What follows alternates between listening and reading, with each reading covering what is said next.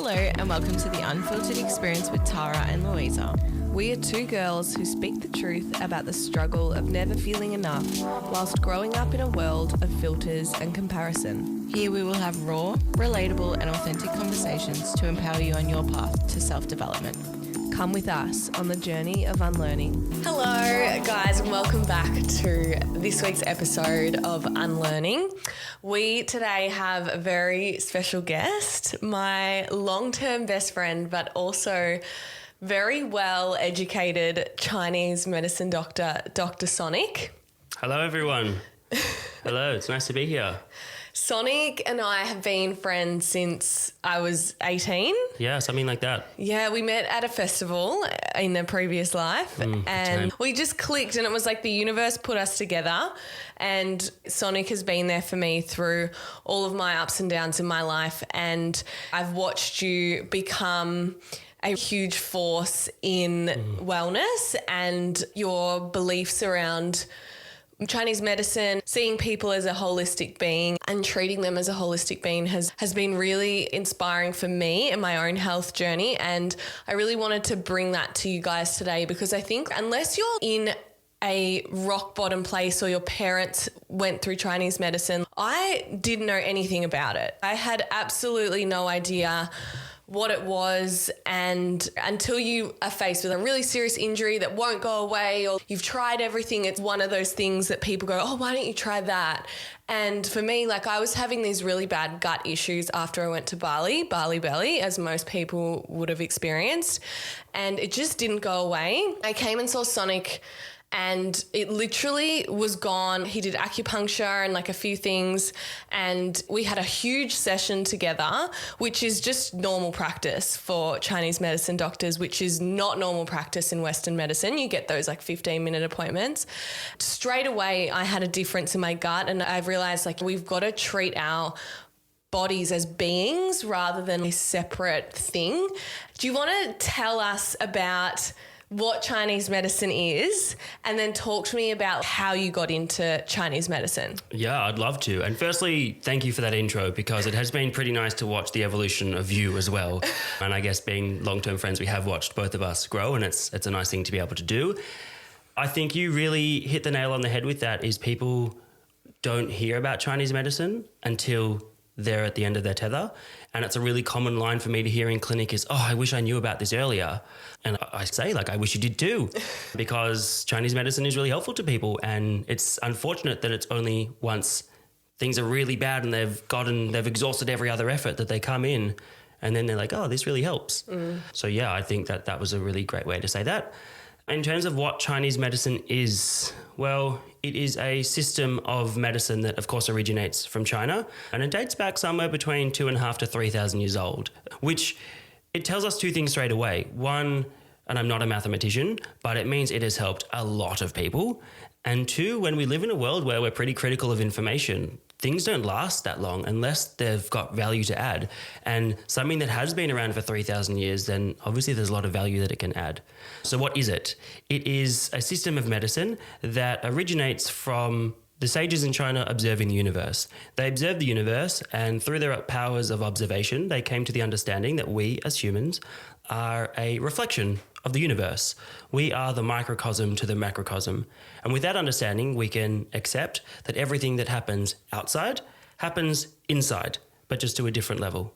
So we utilize this medicine to help to reestablish balance within the body. All disease, dis-ease, comes from a place of imbalance, and therefore we can use and utilize the medicine to bring the body back into balance. So yeah, that's in short what Chinese medicine is, and I'm sure as we continue this conversation, we're going to unpack it a lot more. Yeah, wow. I feel like what I found really interesting with Chinese medicine is you, and Western medicine have started to do this, but you really incorporate the world into the practice. Like you incorporate nutrition, you incorporate a whole picture of someone, you understand all parts of that person, and you might be going there for like your shoulder, or I was going there for my gut and you were asking me questions about my hormones, which might be a bit obvious for the gut, but you asked me questions about my entire history as a person. And I feel in Western medicine, my experience has been that we look at the one thing we treat. We don't look at that whole picture. How does that whole picture inform how you treat someone? Yeah, that's a great question.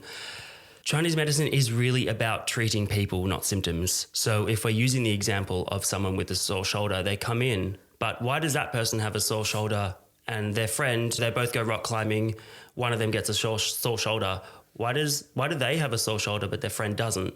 The shoulder is the symptom that they're coming in with, and it's important that I treat that too, because if you're coming in with a sore shoulder and you leave with a sore shoulder, then we're not really doing what we need to do. But we kind of need to imagine you've got a tree and you've got the branches and you've got the roots. In this situation, the branches are the sore shoulder, so we need to treat the branches. But there's the root cause of why that happened. If there are the two friends that are rock climbing, well, maybe one of them had more of a predisposition to weaker muscles. Maybe the muscles were dehydrated, they're not nourished enough, so they're going to be tight and contracted. And then when you stretch up, there's a greater risk of it ripping. So you need to treat the branches, you need to fix the shoulder, but then you also need to treat the root cause of it to kind of prevent it from happening again, or to understand why it's happening. I can have 10 people coming in with a sore shoulder, and there will be a possibility for 10 different treatments. Wow, that's really fascinating. What do you think at the moment in this day and age with processed foods and the way the world is, we're very tech focused, what is the most common issue that you're seeing in your clinic? Most common. I see a lot of pain, a lot of lower back pain. Yeah. Which, from the world that we're living in, people are sitting. We have a much more sedentary lifestyle. So that I'm sure that contributes to that. I see a lot of anxiety, insomnia, and they often will go together. I see a lot of digestive concerns, which then we come back to the processed foods. They're some of the main things that I treat. But then I see all sorts of things. Like I help people manage with their cancer and Parkinson's and diabetes, and really being a medicine that is holistic and 3,000 years old. We talk about Chinese medicine today as a complementary medicine, which it is for sure. But when Chinese medicine was in China 3,000 years ago, it was just medicine. That's all that it was. So it needed to be a complete system that could treat everything. When I was at school, I learned acupuncture for snake bites. Would I ever do acupuncture for a snake bite? Absolutely not. I'd call 000 and would get the antivenom, because I do what I do because I believe in the preservation of life, and antivenom is going to be way more effective than acupuncture. But once upon a time, there was no such thing as antivenom, so they had to have something to do it.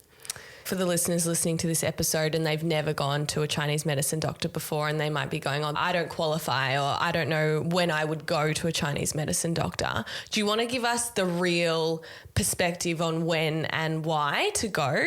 Because I think now it's like we've talked about, it's that last resort. So what ideally would be the best time and with what symptoms to go and see you? So from a practical perspective, anytime that you think that you would go see your Western doctor, you can also come and see your Chinese medicine doctor. And you'll notice the language I use. I said you can also. I really see Chinese medicine and Western medicine as two sides on a seesaw. And at times, Western medicine is the medicine that you need. Like, I am biased. I love Chinese medicine. It's what I do. But I can guarantee you, if I get hit by a bus, I'm going to a Western doctor. There's nothing I can do with my acupuncture needles and herbs for someone that's gotten hit by a bus when they get hit by a bus. But maybe then in their rehabilitation phase, and that's when I'll become really useful. So anytime that you're thinking of going to your Western doctor is when you can come and see a Chinese medicine doctor as well. And then truthfully, like the ancient proverb in China was, if you dig a well once you're thirsty, you're in trouble. If you sharpen your axe once the war has begun, you're in trouble. And if we apply that to health, if you only start to think about your health once you're sick, you're in trouble. And that's a big tenet of Chinese medicine, is preventative health.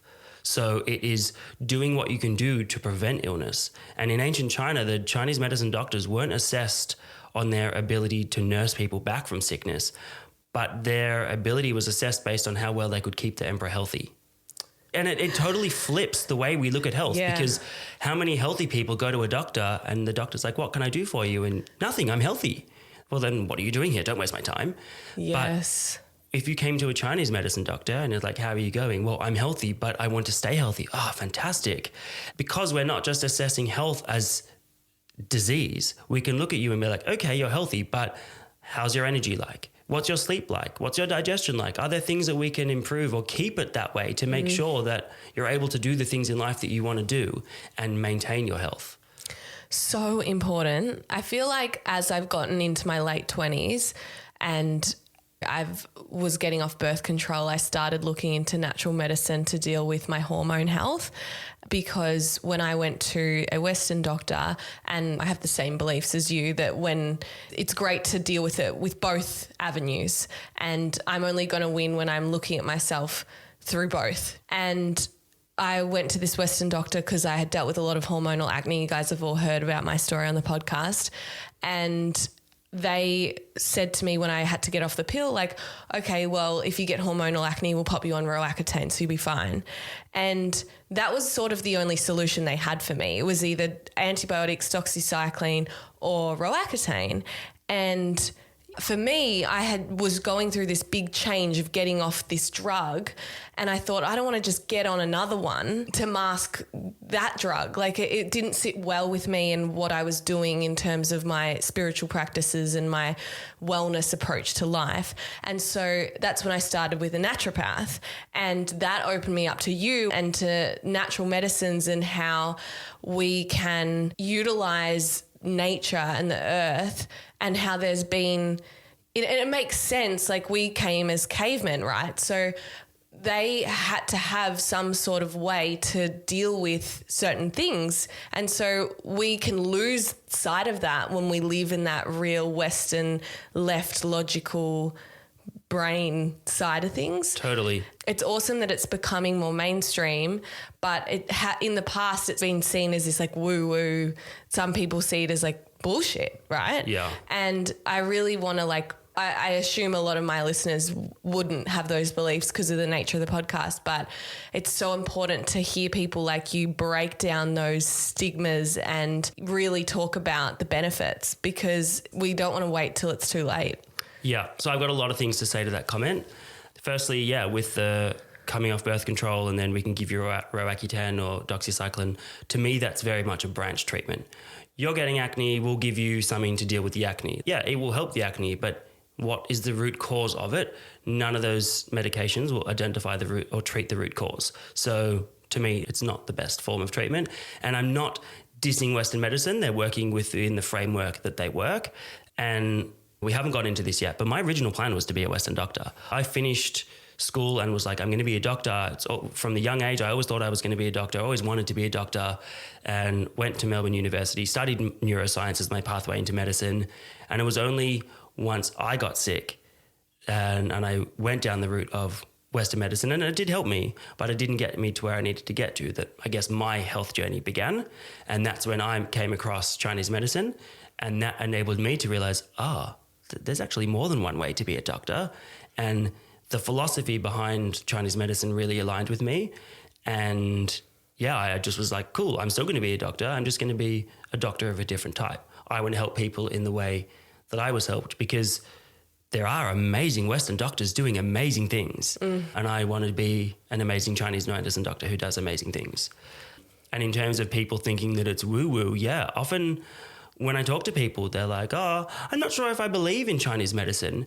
And depending how cheeky I feel, my response to them is, well, it's not God. Like, you can decide whether or not you want to believe in God, but this is real. Like, it's not a matter of belief or not. Like, you don't believe if the sky is blue or not. It's there, it's real. I'm not believing that this cow, like, it's real. There's whether or not you want to believe in it or not, that's up to you. But it's not a God that you just need to make a decision on whether or not it's real or not. Yeah, it's tangible. It's tangible. It's been around for 3,000 years. There's scientific studies on it. It's real. It's here.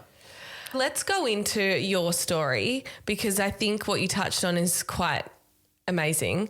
What got you into Chinese medicine? So you wanted to be a Western doctor, and why were you called to the health industry? Tell us about your story. Why was I called to the health industry? It's not something I would have been able to put words around at the time, but I think I've always known that I am a healer. In that time before understanding what it means to be a healer and holistic health and anything, I was like, okay, well, I want to be a healer. That means I'm a doctor. I'm going to become a doctor. So yeah, I finished school and I went and studied neuroscience as my pathway into medicine, and I loved it. It was really cool. I love studying the body. I find the body's so fascinating. It is. The body's incredible. But then, I got sick, quite mentally unwell.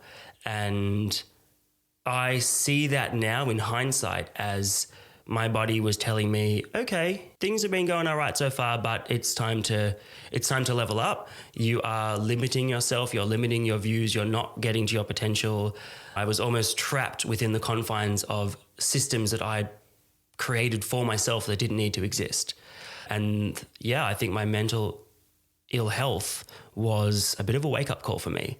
And I was lucky because I saw an amazing psychiatrist who said to me, we'll do what we can for you, but also this is a journey for yourself. He got me into meditation. He got me into reading books. He kind of opened up. Yeah, he was amazing. He opened up a little bit of the world that was to come for me.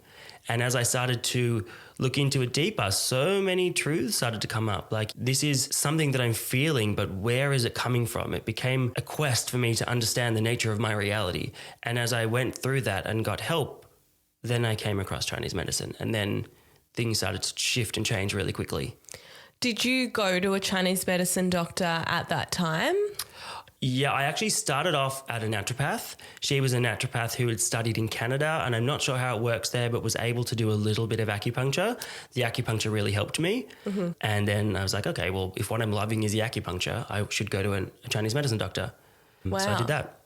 So only Chinese medicine doctors can practice acupuncture? Yes, correct. Other therapies use needles, dry needling, and myotherapists can do dry needling, but it's not acupuncture. Only registered doctors of Chinese medicine or registered acupuncturists, which is Chinese medicine, can do acupuncture. Wow, yeah, because I hear sometimes on social media or like even just through people I know, like, oh, I went to an acupuncturist.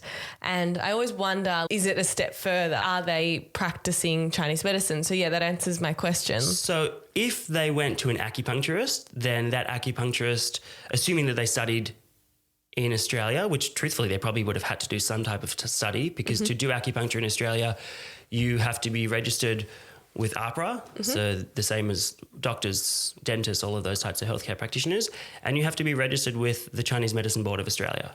So if they went to an actual acupuncturist, but I have people come to me and I'm like, have you had acupuncture before? Yeah, I've gotten it from my physio. So that will be dry needling, and it's similar needles, but what we're actually doing is completely different. Yeah, very different practice. Different. Dry needling, it's great, but it's very much a musculoskeletal technique. You have a sore shoulder, the physio might palpate around the shoulder. Where does it hurt? It hurts here. Cool, we'll put the needle in there. Or you've got a sore shoulder. I know which muscle it is that's causing the pain. I'm going to needle a trigger point to cause the muscle to contract and relax, and that will ease the pain. Acupuncture is completely different because it is not purely musculoskeletal, and we're working on the meridians. So the meridians are the main highways, we can think of them as, that traverse the body, that circulate our qi. Qi being our life energy, the force that circulates within us and the universe that animates life. So that flows within our meridians, and we utilize needling points on those pathways. And because it is using and tapping into our qi, it's a holistic form of healing. We're working with muscles, we're working with physiology. I can treat people for menstrual pain, for anxiety, for digestive stuff by working on these points where dry needling is just musculoskeletal. Tell me more about all these terms. So meridians, qi, you've talked in our sessions a lot about hot and cold.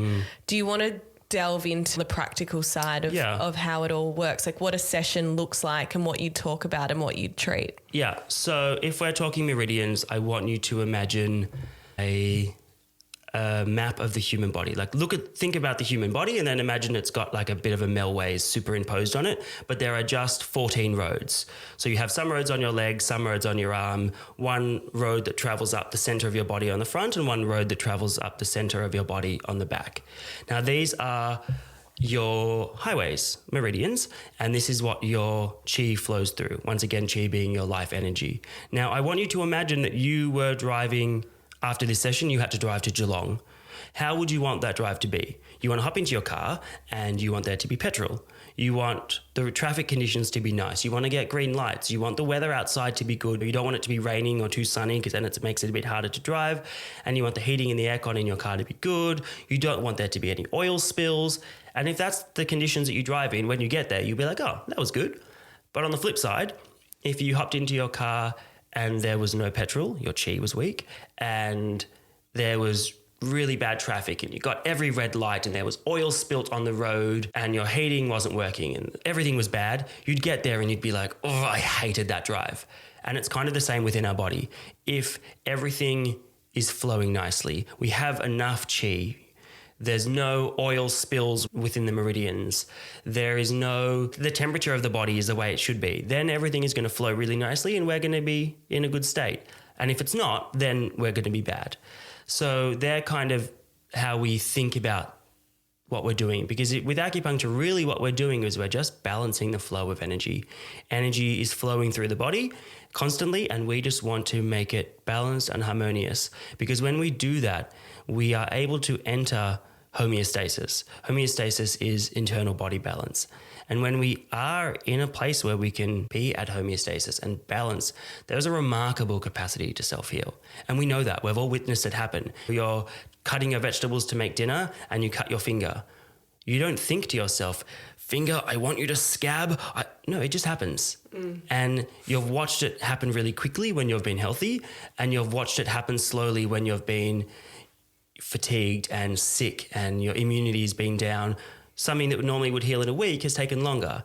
And that's because we're not in that place of homeostasis. We're not balanced as well as we could be. But when we are, things happen quickly. And really, that's what Chinese medicine is tapping into. It's tapping into the remarkable capacity for the body to self-heal. Wow. And then to answer what the session looks like, so the first session with me is an hour and a half, because I want to make sure that I have enough time to really ask all the questions about you. I want to know everything, because once again, I treat people, not symptoms. So I want to know previous medical history, what you're eating, what exercise you're doing, your stress, really everything. There's no question that is not asked. Yeah, you asked me what my periods looked like. Yeah, nothing is out of bounds. Ask about what colour they were. Menstrual blood. We ask about your bowel movements. You know, I have my Bristol stool chart, so if you don't know, you're not sure what it looks like, you can look at my picture of the poos. Really, like we go through it all. And if anyone's listening and thinking that that's scary, I promise you it's not. I find it reassuring. Yeah, I think so too. It's nice to go to a place, and I'm not dissing Western doctors, because I wouldn't like to be a GP now. They're so overworked and they have 10 minutes with a patient and they come in and half the time the patient's already telling them what's wrong and what they want, which is not the way that medicine should be practiced. And they have to kind of get to the bottom of a medical concern in such a short time. Like, it's hard. But to then on the flip side be able to come in and have an hour and a half to really just go through it all, you get to feel seen and heard. So we go through the questions and then we get you up on the table, and on the table we'll do things like cupping, we'll do things like gua sha, which is a scraping or a scrubbing technique that can be really good for tight muscles or if there's a bit of a cold type symptoms. And then we can do acupuncture, and then I'm a herbalist too, so big into my herbs, and depending on whether or not the patient wants to take them, then we'll get them taking some herbs. Beautiful. With the gut, because the gut really impacts so much of our mindset and our mental health, what is an abnormal gut? What is something that should be treated? Because I think, like, in this day and age, we're very used to our guts being quite not fantastic. And until I sort of hit a rock bottom with it, I didn't realize that I'd actually had bad gut health for most of my life. What does a gut look like that needs to be seen by you, and what do you do to treat that and create harmony with that?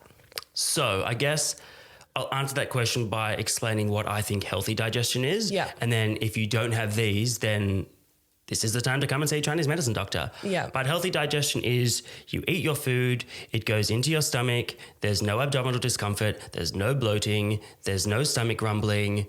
It just goes in there and it feels comfortable. It then passes down into your, lower intestines, and then you have one bowel movement in the morning, maybe a second in the day, but no more than two. Bowel movements should be solid. They should be regular. They should feel complete. They shouldn't be moist and wet and sticky or loose. It should be a nice formed sausage bowel movement. Just one a day. And if you're doing that and your digestion is good like that, then fantastic. But if you have any bloating, any abdominal discomfort, any food insensitivities, or sensitivities, I should say, stomach rumbling, abdominal pain, loose bowels, frequent bowels, anything like that, then yeah, the digestive system needs work.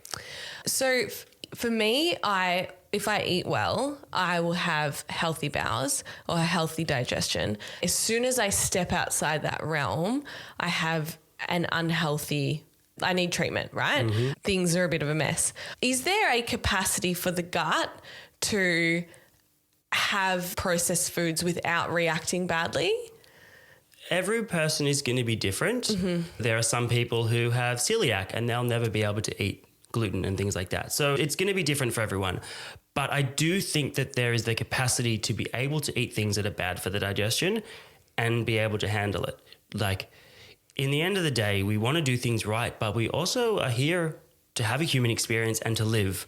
And sometimes ice cream is delicious. Sometimes a milkshake is delicious. Sometimes pizza is delicious. And I used all of those examples because they are not particularly good for the gut, but you still should be able to eat it sometimes. And ideally what you want to do is have a strong, robust digestive system that if once in a blue moon you go out and you have pizza and a milkshake and ice cream, that the next day your digestive system kind of says, listen, I didn't love that meal, but you look after me all the time, so I can handle it.